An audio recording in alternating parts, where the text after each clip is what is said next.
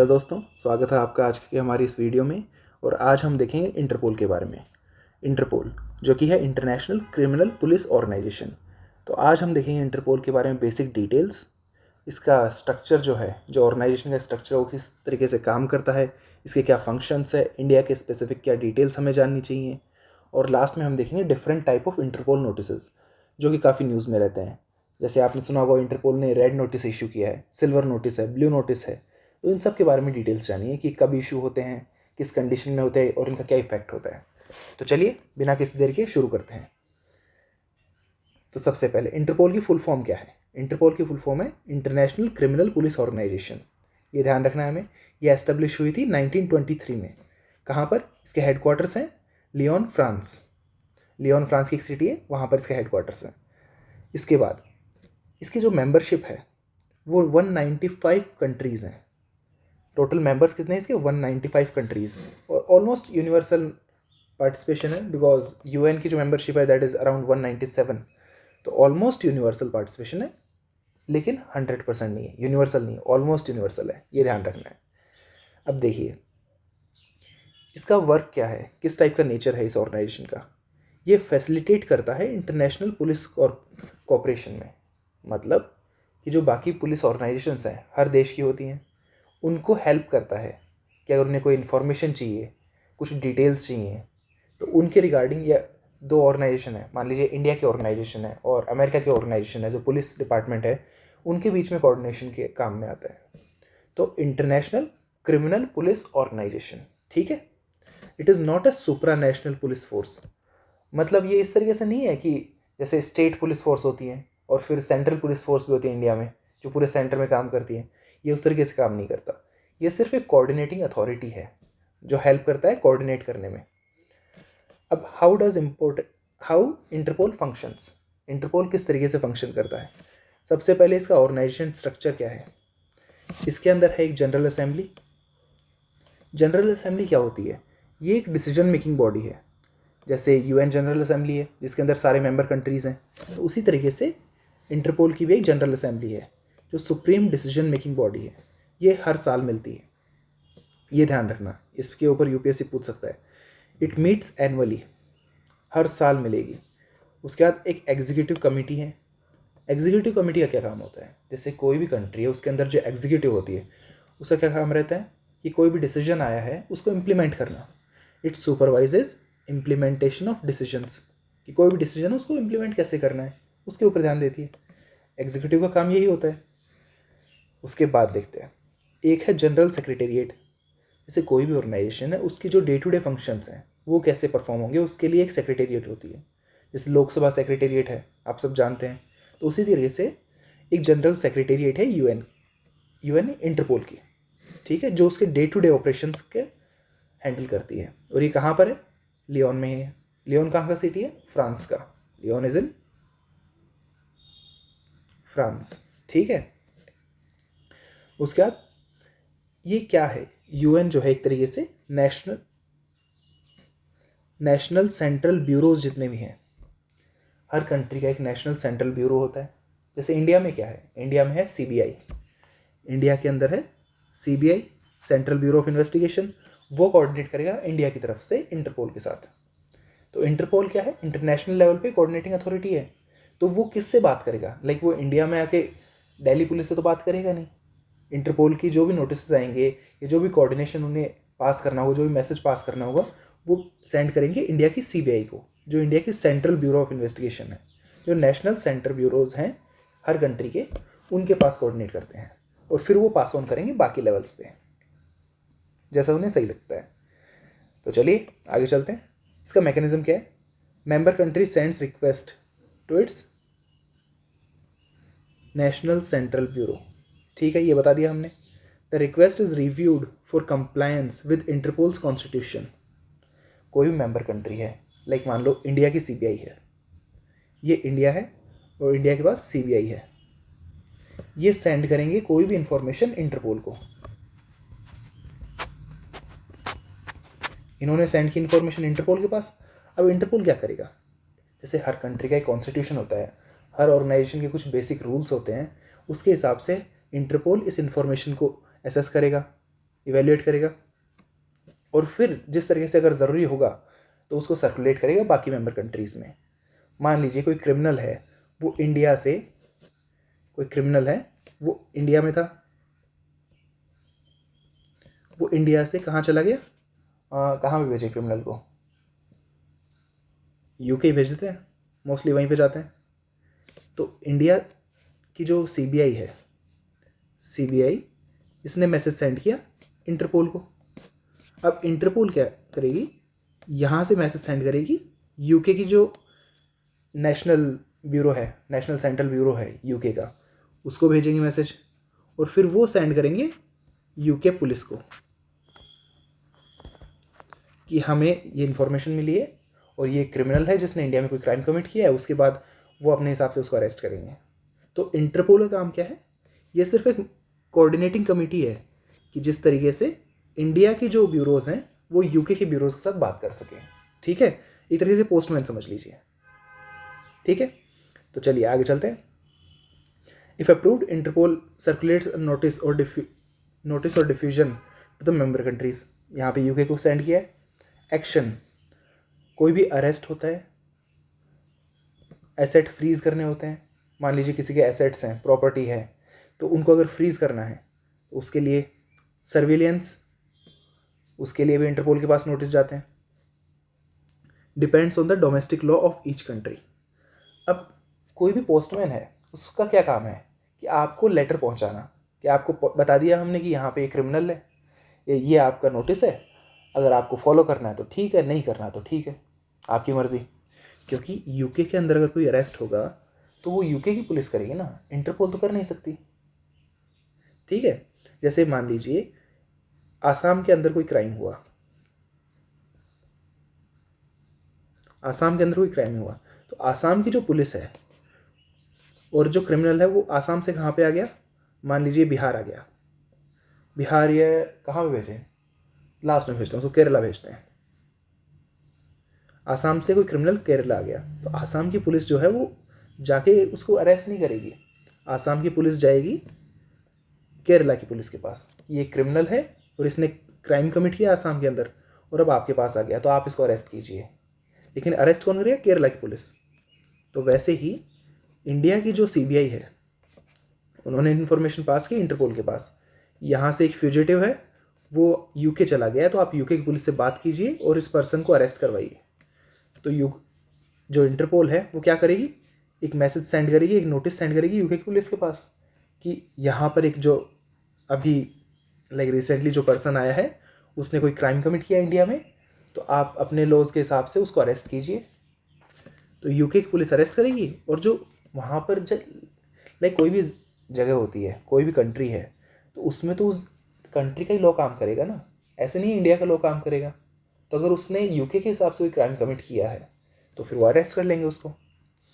अब देखिए ये बहुत ज़रूरी है, इसके कोर एरियाज़ ऑफ वर्क क्या हैं, किस एरिया में काम करता है इंटरपोल। टेररिज्म के केसेस होते हैं उनका ध्यान रखता है, उनको सुपरवाइज नहीं, उनकी सर्विलेंस रखेगा। अगर कोई टेररिस्ट है, उनके एसेट फ्रीज करने हैं, उनको अरेस्ट करवाना है, तो उसके लिए इंटरपोल काम में आता है। Organise crime, cyber crime, human trafficking, drug trafficking, financial and economic crimes, इन सब क्राइम्स के अंदर इंटरपोल हेल्प करता है कि जो भी क्रिमिनल है जिसने भी ये क्राइम किया है उसको अरेस्ट कर सकें या उसको सर्विलेंस में ले सकें और अगर ज़रूरत हो तो उसके एसेट्स फ्रीज करें। अब यूपीएससी पॉइंट ऑफ व्यू से क्या ज़रूरी है वो देखते हैं। तो यूपीएससी पॉइंट ऑफ व्यू से हम पहले जानते हैं कि इंटरपोल जो है does not issue arrest warrant. Interpol arrest warrant issue नहीं करता। It can not compel countries to act. Interpol का काम ये है कि बताना कि इसने इंडिया में क्राइम किया है तो इंडिया चाहता है कि आप उसको अरेस्ट करें। इंटरपोल सिर्फ बताएगा और कुछ नहीं करेगा। ठीक है, Interpol does not issue arrest warrant, it can not compel countries to act, सिर्फ इंफॉर्मेशन पास करेगा इंटरपोल। ठीक है, it works through coordination, databases and intelligent sharing in platforms. ये कोऑर्डिनेट करेगा बाकी इंडिया और यूके, तो इनकी जो दोनों एजेंसीज हैं उनके बीच में कोऑर्डिनेशन का वे जो है वो इंटरपोल है। वो इंटरपोल है। ठीक है, जो डेटाबेस है कि लाइक किसने इंडिया में क्राइम किया है, किसने यूके में क्राइम किया है, तो इंटरपोल क्या करेगा कि इनका डेटाबेस मेंटेन करेगा कि मान लीजिए ये XYZ क्रिमिनल हैं, इन्होंने लाइक इंडिया यूके, तो एक्स ने इंडिया में क्राइम किया है, यूके में भी ये क्राइम किया है। तो अगर मान लीजिए फिर यूएसए को अगर ज़रूरत पड़ी तो यूएसए इंटरपोल से पूछे कि ये जो पर्सन है एक्स, ये किस टाइप का पर्सन है। अगर ये यूएसए में जाना चाह रहा है तो यूएसए को पता चल सकता है कि इसने इंडिया में ये क्राइम किया, यूके में ये क्राइम किया है, तो फिर यूएसए उस हिसाब से एक्ट कर सकता है। ठीक है, तो coordination, it works through coordination between the different member countries. It maintains a database, एक डेटाबेस बनाएंगे, और इंटेलिजेंट शेयरिंग प्लेटफॉर्म है कि मान लीजिए यूके को अगर पता चला कि किसी ने बहुत हैवी अमाउंट में वेपन्स परचेज किए हैं और वो इंडिया के ऊपर कोई अटैक करना चाहते हैं, तो यूके की पुलिस क्या करेगी, वो इंटरपोल को बताएंगे, इंटरपोल क्या करेगा, सीबीआई को बताएंगे, और सीबीआई क्या करेगी, इंडियन पुलिस को अलर्ट करेगी कि यहाँ पे कोई क्राइम हो सकता है या यहाँ पे कोई अटैक हो सकता है, आप उसको रोकिए। ठीक है, उसके बाद देखते हैं कि इंडिया स्पेसिफिक क्या है। इंडिया का जो एनसीबी है, नेशनल सेंट्रल ब्यूरो जो है इन्वेस्टिगेशन के लिए, वो है सीबीआई, उसका नाम है सीबीआई। ठीक है, सीबीआई आप सब जानते हैं। अब ये बताना सीबीआई की फॉर्मेशन जो है वो किस एक्ट के थ्रू हुई थी। अगर आप देख रहे हैं और अगर आप अच्छे से फॉलो करते हैं तो ये बताइए कि सीबीआई की जो फॉर्मेशन है वो कौन से एक्ट के अंडर हुई थी, through which act CBI was formed. Comments में बताइए, देखते हैं कौन बताता है। उसके बाद frequently used in terrorism and economic offender case. Interpol का जो मेन यूज़ आता है वो या तो टेररिज्म के केसेस में आता है, लाइक मेनली ये केसेस ज़्यादा देखे जाते हैं इंटरपोल के अंडर, टेररिज्म और economic offenders case. Economic offenders जैसे कौन है इकोनॉमिक ऑफेंडर्स, आप सब जानते हैं, जैसे विजय माल्या है, और कौन है, नीरव मोदी हैं, ये इकोनॉमिक ऑफेंडर्स हैं, तो उनके लिए इंटरपोल नोटिस इशू करते हैं। और टेररिज्म के जो केसेस हैं उनके लिए। और ये कौन से टॉपिक्स में आपके इंपॉर्टेंट रहेगा, जैसे इंटरनल सिक्योरिटी है, मनी लॉन्ड्रिंग है, इंटरनेशनल कॉपरेशन है, इनके लिए इंटरपोल काफ़ी ज़रूरी है। तो इन टॉपिक्स के अंदर से इंटरपोल के ऊपर क्वेश्चन आ सकते हैं। अब हम देखते हैं मेजर जो नोटिस हैं इंटरपोल के वो कौन कौन से हैं। सबसे पहले तो कलर्स देखते हैं इसके, लाइक कलर कोडिंग कर रखी है कि इंटरपोल का रेड नोटिस होता है, blue notice, green notice, yellow notice, black, orange, purple, और एक स्पेशल नोटिस होता है। ठीक है, और एक सिल्वर नोटिस। सिल्वर नोटिस अभी रिसेंटली इंट्रोड्यूस हुआ है 2024 में। ठीक है, तो रेड नोटिस क्या काम में आता है, रेड नोटिस इसका पर्पस क्या है। सबसे पहले देखते हैं कि रेड नोटिस जो है वो क्या काम में आता है, seek location and provisional arrest की जो डिमांड होती है वो रखते हैं रेड नोटिस के थ्रू, या फिर किसी की लोकेशन सर्विलेंस के लिए। जो रेड नोटिस है वो किसके लिए इशू होता है, issued for the wanted person for extradition, not an international arrest warrant. याद रखना है, इंटरपोल अरेस्ट वारंट इशू नहीं करता, इंटरपोल सिर्फ एक नोटिस इशू करता है। ठीक है, to locate and provisionally arrest a person pending extradition, जिसका एक्स्ट्राडिशन पेंडिंग है उसको प्रोविजनली अरेस्ट करने के लिए। ठीक है, और action demands on domestic law, कि डोमेस्टिक लॉ के हिसाब से आप उसे अरेस्ट कीजिए, ये डिमांड करते हैं। ठीक है, एग्जाम्पल जैसे मोस्ट इंपॉर्टेंटली किसके लिए इशू हुआ था Interpol red notice, Vijay Mallya के लिए।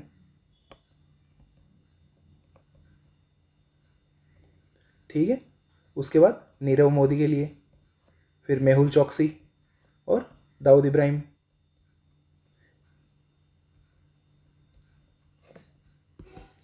और किसके लिए इशू हुआ था, दाऊद इब्राहिम। ठीक है, ये ध्यान रखना है, नाम ध्यान नहीं रखने, बट ये याद रखना है कि जो इंटरपोल का रेड नोटिस है वो किसके लिए होता है, seek location and for provisional arrest. ठीक है, wanted for extradition, a person wanted for extradition. ठीक है, उसके बाद देखते हैं इंटरपोल का जो ब्लू नोटिस है वो किस काम में आता है, इसका पर्पस क्या है? To collect additional information. ठीक है, जैसे कोई भी सस्पेक्ट है, उसकी आइडेंटिटी, उसकी लोकेशन, उसकी क्या एक्टिविटीज़ रह रही हैं आजकल, उन सब को ट्रेस करने के लिए इंटरपोल का ब्लू नोटिस इशू किया जाता है, टू कलेक्ट मोर इन्फॉर्मेशन। अगर किसी पे आपको डाउट है ये पर्सन कुछ कर सकता है, तो उसके बारे में ज़्यादा जानकारी लेने के लिए इंटरपोल का ब्लू नोटिस इशू किया जाता है।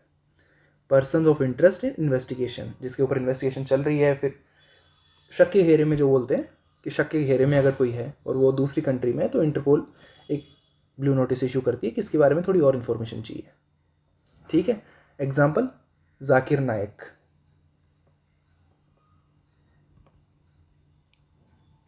जाकिर नायक के अगेंस्ट इशू हुआ था, ललित मोदी और नदीम सफ़ी, इनके अगेंस्ट इशू हुआ था इंटरपोल का ब्लू नोटिस।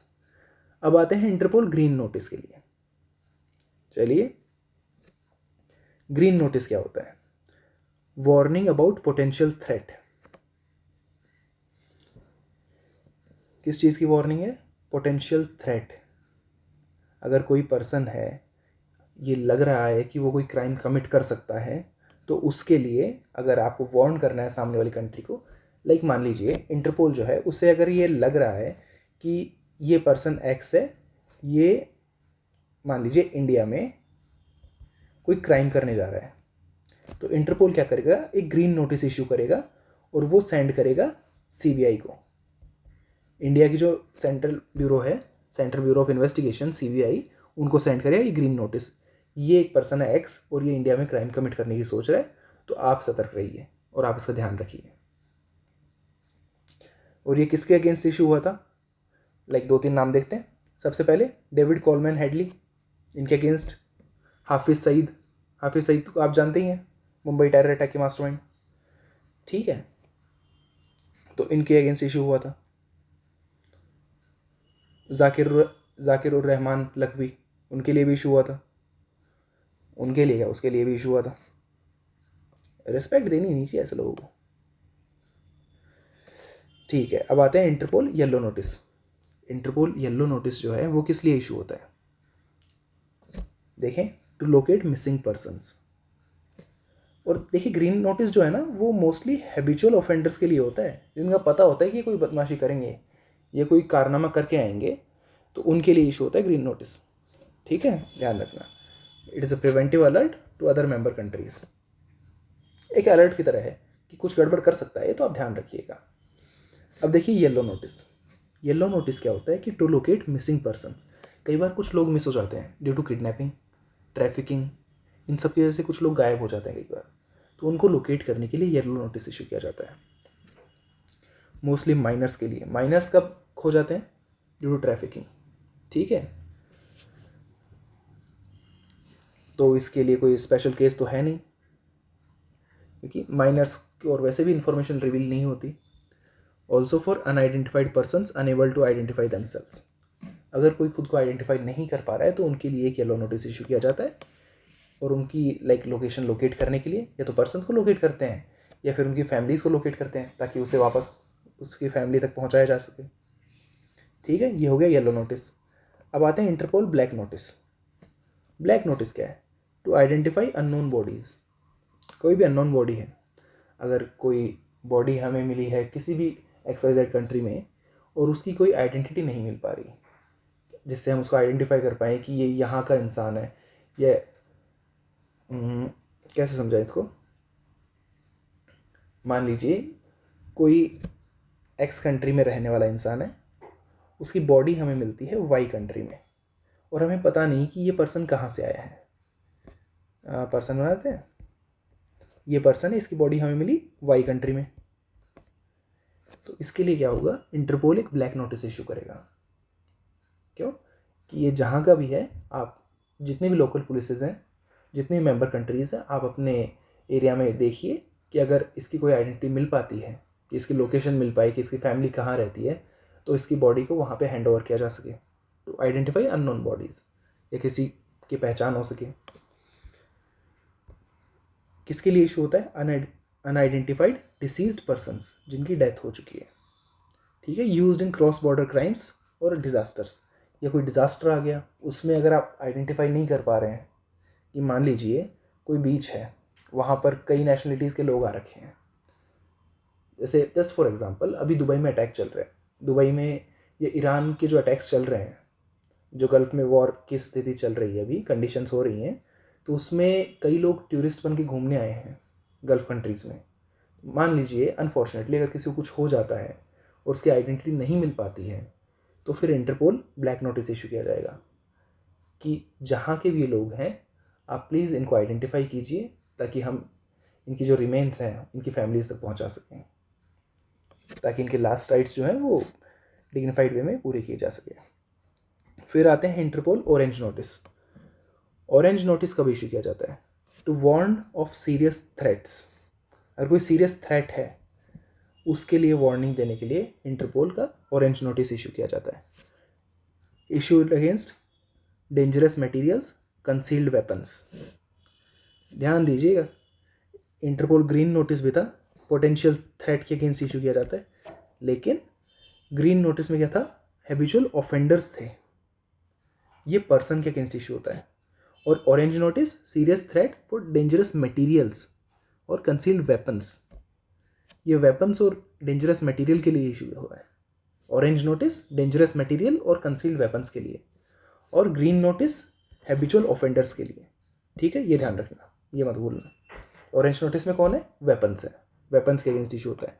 अगर कहीं से कोई शिपमेंट चोरी हो गई, मान लीजिए कोई वेपन्स की एक बहुत बड़ी शिपमेंट जा रही थी और वो चोरी हो गई, तो फिर इंटरपोल का ऑरेंज नोटिस इशू होगा।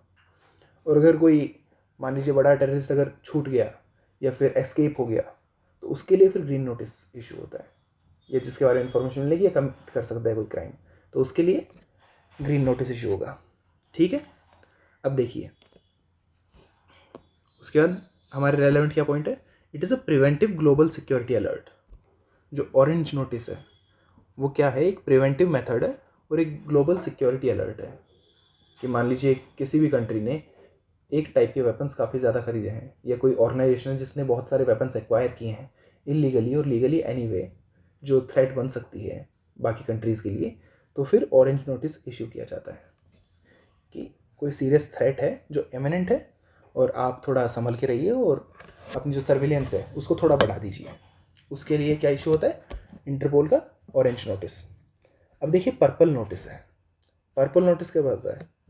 शेयर मोडस ऑपरेंडी, मतलब to share information on criminal methods और modus operandi used by criminals. अब मान लीजिए कोई एक क्रिमिनल है, वो पहले एक कंट्री में क्राइम कमिट कर रहा था। एक क्रिमिनल है एक्स, वो ए कंट्री में क्राइम कमिट कर रहा था।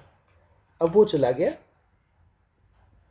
अब एक्स पर्सन चला गया बी कंट्री में, तो बी कंट्री की जो पुलिस है, यहाँ की पुलिस को आइडिया नहीं है कि ये कैसे क्राइम कमिट करेगा, तो ये इशू करवाएंगे पर्पल नोटिस इंटरपोल के थ्रू कि ए कंट्री से पूछो कि ये क्रिमिनल जो है वो किस तरीके से क्राइम कमिट करता था, ताकि हम इसको हमारी कंट्री में रोक सकें।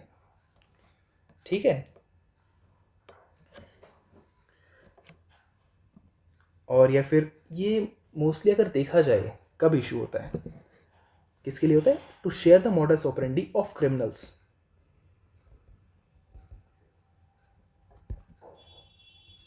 और जो जिस तरीके से हम उनको रोकते हैं ऑफ क्रिमिनल्स की मॉडस ऑपरेंडी, और जो हमें प्रोसेस अपनाना है ताकि हम उस क्राइम को होने से रोक सकें, तो उसके लिए क्या इशू होता है? इंटरपोल का पर्पल नोटिस।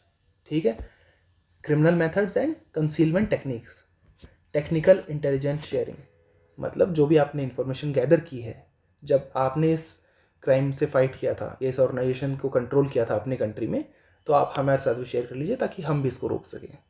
ठीक है, ये होता है टेक्निकल इंटेलिजेंस शेयरिंग। फिर आता है इंटरपोल का स्पेशल नोटिस होता है यूएन सिक्योरिटी काउंसिल की तरफ से। ठीक है, ये होता है वाइट नोटिस। ये वाइट नोटिस होता है, इसका कलर होता है white. Alert on UN sanctioned individuals. अगर अब देखिए वाइट नोटिस में क्या होगा हमारे पास, तो वाइट नोटिस में हमारे साथ क्या होता है? यूएन के जो सैंक्शनड इंडिविजुअल्स हैं या ऑर्गेनाइजेशंस हैं, उनके बारे में इंफॉर्मेशन के लिए वाइट नोटिस इशू किया जाएगा, उनके बारे में अलर्ट देने के लिए। Alert on UN sanctioned individuals, person या एंटिटी दोनों हो सकती हैं under UN sanctions issued jointly with UN security council. तो इसको कौन इशू करता है? एक तो वाइट नोटिस को, एक तो इंटरपोल प्लस यूएन, ये दोनों कंबाइंडली एक नोटिस इशू करेंगे। वो क्या है? Interpol United Nation Security Council special notice. तो इंटरपोल प्लस यूएनएससी ये इशू करेंगे वाइट नोटिस। ठीक है, ध्यान रखना है। अब लास्ट में आता है हमारे पास एक सिल्वर नोटिस। सिल्वर नोटिस है वो अभी रिसेंटली ऐड हुआ है 2024 में एक नया नोटिस ऐड हुआ है, सिल्वर नोटिस। अब देखिए ये क्या करता है कि ट्रेस रिकवर क्रिमिनल एसेट्स। क्या काम में आता है? It is used to track and recover criminally obtained assets across countries. मान लीजिए कोई भी कंट्री या कोई क्रिमिनल है, उसने कोई क्राइम किया, क्रिमिनल है एक्स, इसने ए कंट्री में क्राइम किया और फिर वहाँ से भाग के चला गया बी कंट्री में और यहाँ पे प्रॉपर्टी परचेज कर ली। तो इंटरपोल एक सिल्वर नोटिस इशू करेगा कि ये जो एक्स पर्सन है इसने जो भी प्रॉपर्टी ली है आपसे, तो इंटरपोल क्या बोलेंगी बी कंट्री को कि इसने जो प्रॉपर्टी ली है वो सब इलीगल तरीके से कमाई हुई है, तो आप उनको सीज कर लीजिए। ठीक है, तो बी कंट्री क्या करेगी? ट्रेस करेगी कहाँ पे प्रॉपर्टीज़ ली हैं और उनको रिकवर करेगी। ठीक है, या उनको सीज करेगी। किसके अगेंस्ट इशू होता है? Proceeds of crime and laundered assets. अगर मनी लॉन्ड्रिंग के थ्रू किसी ने कोई एसेट कमाया है या परचेज किया है तो उनको अपने अंडर या कंट्रोल में लेने के लिए। ठीक है, recently introduced in 2024 helps in identifying, locating and confiscating assets link to serious crimes. कोई भी सीरियस क्राइम है, मान लीजिए मनी लॉन्ड्रिंग है या फिर ट्रैफिकिंग है, ड्रग ट्रैफिकिंग है, ह्यूमन ट्रैफिकिंग है या एक्सटॉर्शन है, इन सब के थ्रू जो भी एक्टिविटीज़ हैं क्रिमिनल एक्टिविटीज़, उनके थ्रू अगर कोई प्रॉपर्टी परचेज हुई है तो उससे जो एसेट्स क्रिएट हुए हैं उनको कॉन्फिस्केट करने के लिए, उनको जब्त करने के लिए, हिंदी में बोले तो जब्त करने के लिए। Strengthen global asset recovery. तो ग्लोबल लेवल पे जितने भी क्रिमिनल एक्टिविटीज़ हैं उनसे जो भी कमाई हो रही है उनको रोकने के लिए सिल्वर नोटिस इशू किया जाएगा और ये अभी रिसेंटली इंट्रोड्यूस हुआ है, ये मत भूलना। ठीक है, तो आज की वीडियो हमारी यहीं पे ख़त्म होती है। सबसे पहले एक बार फिर से रिवाइज कर लेते हैं जल्दी से कि इंटरपोल क्या है? इंटरनेशनल क्रिमिनल पुलिस ऑर्गेनाइजेशन है। कब एस्टेब्लिश हुई थी? 1923 में एस्टेब्लिश हुई थी। लियोन फ्रांस में हेडक्वार्टर्स हैं, 195 मेंबर कंट्रीज़ हैं और it facilitates international police cooperation. जितने भी पुलिस हैं उनके बीच में कॉपरेशन। ऑर्गेनाइजेशन में क्या है? जनरल असेंबली है, एग्जीक्यूटिव कमेटी है, सेक्रेटेरिएट है डे टू डे फंक्शंस के लिए। बाकी जो जितने भी कंट्रीज़ हैं उनके सेंट्रल ब्यूरो के साथ कोऑर्डिनेशन में रहती है। किस तरीके से ऑपरेट करती है? कंट्री की जो नेशनल सेंट्रल ब्यूरो है वो कोऑर्डिनेट करेगी दूसरे कंट्री के साथ, किसके थ्रू? इंटरपोल के थ्रू। तो एक तरीके से पोस्टमैन वाला काम है। ठीक है, अब कोर एरियाज़ क्या हैं? Terrorism, organised crime, cyber crime, human trafficking, drug trafficking और इकोनॉमिक और फाइनेंशियल क्राइम्स। ठीक है, ये वारंट इशू नहीं करता, पहली चीज़ तो ध्यान रखनी है, ये बहुत ज़रूरी है। ये कभी मत भूलना कि इंटरपोल वारंट्स इशू नहीं करता, इंटरपोल सिर्फ नोटिस इशू करता है कि इस कंट्री ने बोला है यहाँ पर ये क्राइम हुआ है उनकी कंट्री में और जो ऑफेंडर है वो आपके पास है, उसने आपके पास प्रॉपर्टी परचेज की है। ठीक है, it can not compel countries to act. Interpol आपको फोर्स नहीं कर सकता किसी कंट्री को कि आपको इसको अरेस्ट करना ही पड़ेगा, वो उस कंट्री की मर्जी है, अगर करना हो तो करे। अगर उस कंट्री के लॉ में उसने क्राइम किया है, उस लॉ के अकॉर्डिंग, मान लीजिए मर्डर तो क्राइम है, चाहे यहाँ पर हो या बाहर हो, तो अगर मर्डर हुआ है तो फिर इंटरपोल जो नोटिस इशू करेगा सामने वाली कंट्री एक्ट करेगी कि वो हमारे यहाँ भी क्राइम है।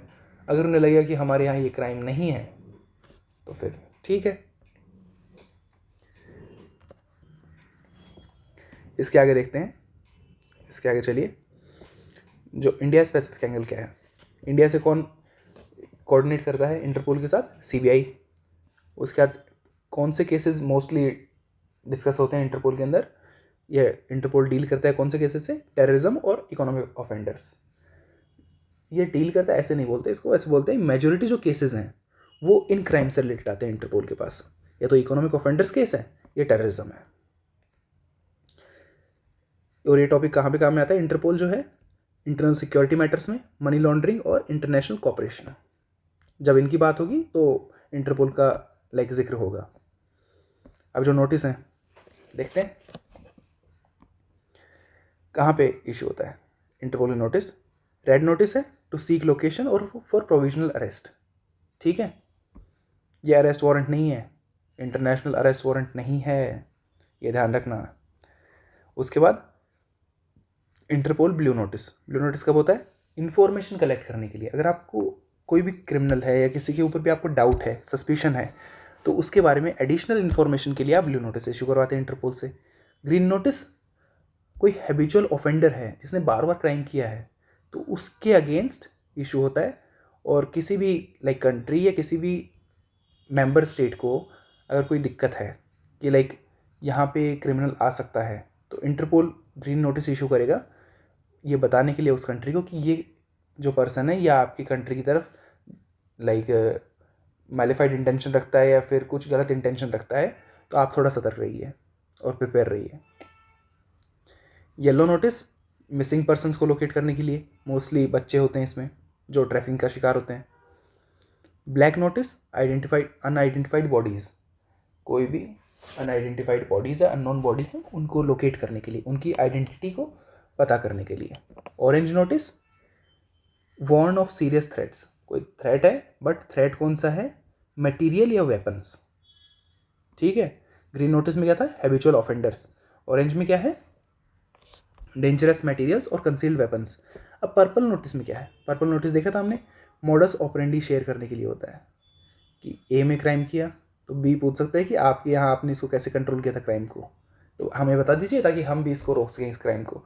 ये मोस्टली ऑर्गेनाइजेशंस के अगेंस्ट होता है कि कोई क्रिमिनल ऑर्गेनाइजेशन है, बिकॉज इंडिविजुअल्स के अगेंस्ट इतना इशू नहीं होता, बट क्रिमिनल ऑर्गेनाइजेशन है, ऑर्गेनाइज क्राइम चल रहा है, तो अगर कोई ऑर्गेनाइजेशन अपने पैर फैला रही है कि इस कंट्री में भी हमें जाना है, ये यहाँ पर भी अपना बिजनेस स्प्रेड करते हैं क्राइम का, तो उसको रोकने के लिए या उसको टैकल करने के लिए जो भी इन्फॉर्मेशन थी वो एक कंट्री दूसरे के साथ शेयर करती है इंटरपोल के थ्रू, या इंटरपोल के पास जो डेटाबेस है इंटरपोल उसको शेयर करता है। उसके बाद एक स्पेशल नोटिस था, किस किस के बीच में था? इंटरपोल और यूएनएससी, इन दोनों के बीच में एक स्पेशल नोटिस है जिसको वाइट नोटिस बोलते हैं। ठीक है, इटली जॉइंटली इशू होता है किसके द्वारा? यूएनएससी और इंटरपोल। किसके अगेंस्ट होता है? जो यूएन ने जिनको सैंक्शन कर रखा है, जिन इंडिविजुअल्स को या एंटिटीज़ को जिनको यूएन ने बैन कर रखा है, उनके अगेंस्ट इशू होता है। Interpol silver notice recently add हुआ था 2024 में, to trace and recover criminal assets और प्रोसीड्स ऑफ क्राइम और लॉन्डर्ड एसेट्स, इन सब के अगेंस्ट ये इशू होता है। ठीक है, तो यहीं पे हमारी वीडियो ख़त्म होती है। तो उम्मीद है आपको समझ में आया होगा। एक बार रिवाइज़ कर लीजिएगा पूरी वीडियो को। ये जो PDF है आपको टेलीग्राम चैनल पे मिल जाएगी, टेलीग्राम चैनल का लिंक आपको डिस्क्रिप्शन में मिल जाएगा वीडियो के, और जो यूट्यूब चैनल का होम पेज है वहाँ पर भी मिल जाएगा। ठीक है, तो रिवाइज़ कीजिए इसको, और अगर कोई प्रॉब्लम हो या कोई डाउट हो तो कमेंट सेक्शन आपके लिए खुला है हमेशा। तो ध्यान रखिए, बाय बाय, टेक केयर।